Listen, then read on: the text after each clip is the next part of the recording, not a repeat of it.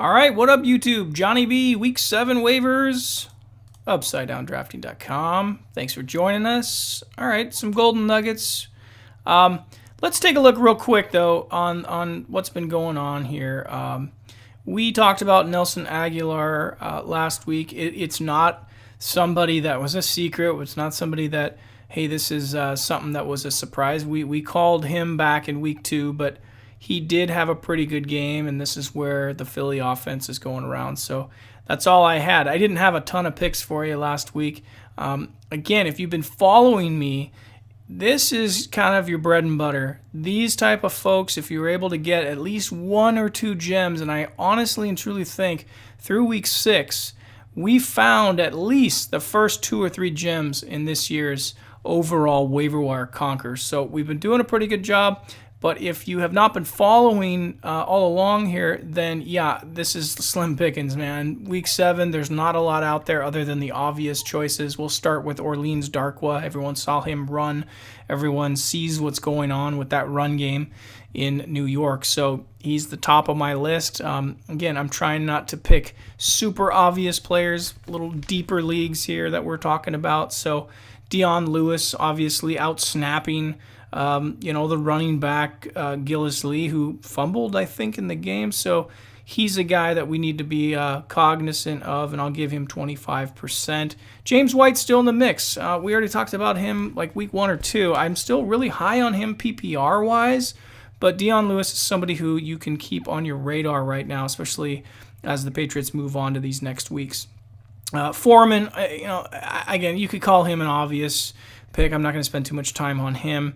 Again, this is more than halfway through the season here as we go into Week 7, so this is make or break for a lot of your teams, and I'm hoping you caught some of the gems we talked about earlier this year, because at this point, I mean, shit, you're left with Mike Tolbert in case of a LaShawn McCoy injury with Buffalo at 5%. I threw him in there.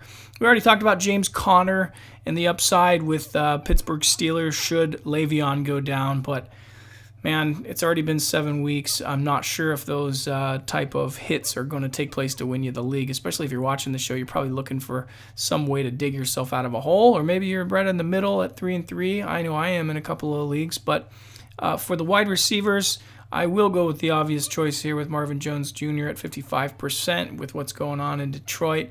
But here's my guy of Week 7 right here, Bryce Butler. I have him in 2 Dynasty leagues.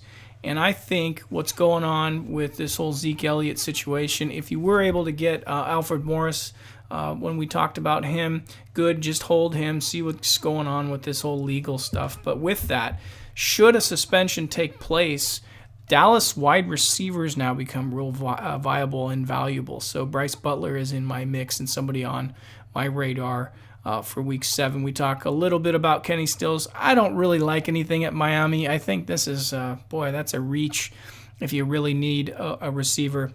And again, folks, Week 7, I don't have any magic secrets at this point for you. Week 7 is slim pickings, other than the obvious choices, okay, that are already out there.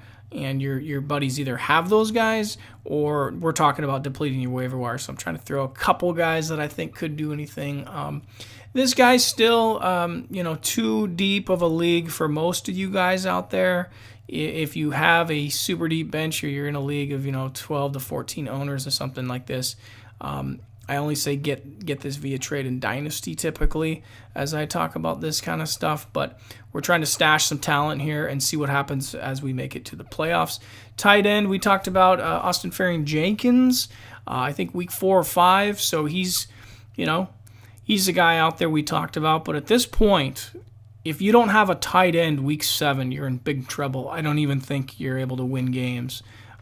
Myself, I have Evan Ingram and I have Zach Ertz, and I'm starting them both because we run a 2 tight end league. So I don't know what to tell you on tight end. There's really just nothing out there, man. There's really nothing left. Tyler Kroft, I'm sure, was already gone last week, but in case he's still there, I guess he's my top tight end. And Ben Watson slowly sneaks in. I think we had an injury to Max So, we'll see what's going on with Baltimore. But again, if you're reaching for tight end here and you're digging, you're in trouble.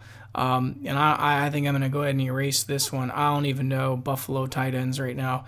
Probably not the best idea, but that's something you can trade for possibly in Dynasty if you want to take that sort of gamble. The defense, Rams this week. I like the Rams defense. They're really coming along. That pass rush, linebackers, the whole bit. And then the Bills, I think you have to look at them for a team defense if you're able to get either one of those. Chances are, I'm not sure you're going to be able to stream either one of these. But if you are and they're available, then go for it. And you guys can take a look. Scott Fish, I was so darn close last night. I had DeMarco Murray. He hit that touchdown. But I did take a loss. And I'm 3-3. So what are you going to do? The other guy had Moncrief.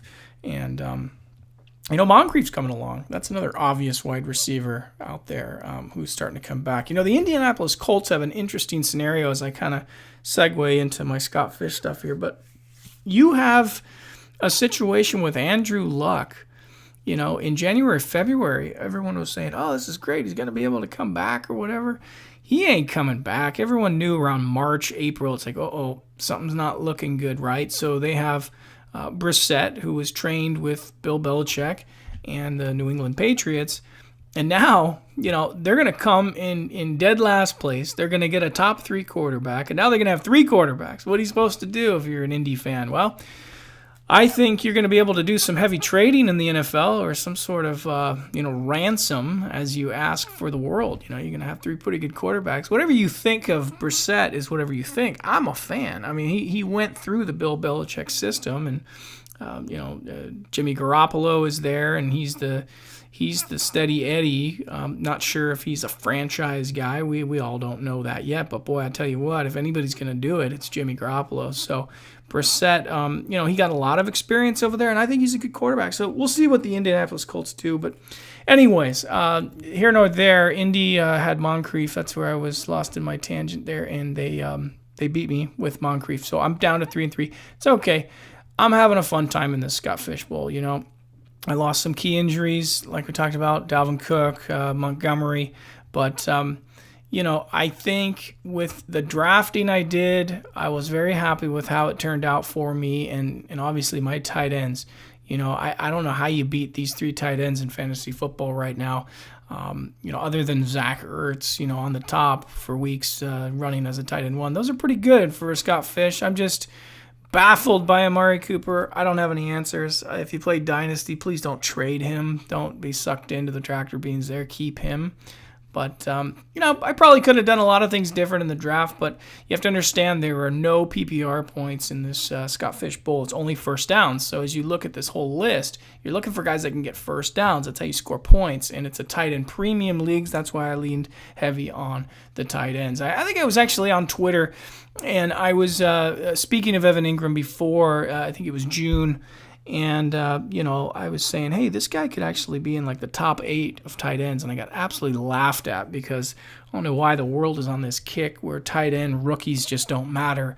I got big news for you. Evan Ingram is the real deal. So happy to have him in a lot of my dynasty leagues too.